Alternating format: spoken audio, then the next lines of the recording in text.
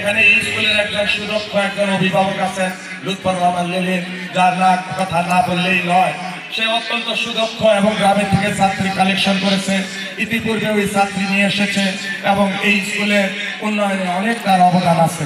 তার কথা না বললে অনেক ভুল হয়ে যায় এবং তারও অনেক অবদান। শহীদুর রহমান শহীদ এখানে 2 নম্বর ওয়ার্ডে, রফিকুল ইসলাম এই 1 নম্বর ওয়ার্ডে যে বসবাস করে। আমাদের এই বিল্ডিংটা এবং এই বিল্ডিংটা আমি করতে চেয়েছিলাম, এখানে গাছ ছিল, গাছগুলা কেটে সুন্দর একটা মাঠ হয়েছে, এটাও আমার পরিকল্পনার মধ্যে ছিল। আমি বলে গিয়েছিলাম, আমি সেটা আজকে দেখতে পাচ্ছি। আরো উত্তর এই স্কুলের উন্নতি সাধন হবে।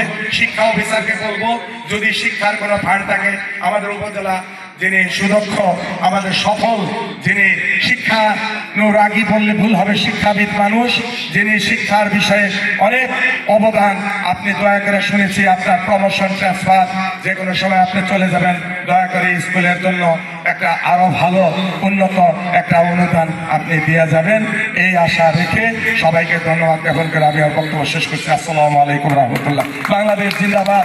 কালীহাতি পাইলট বালিকা উচ্চ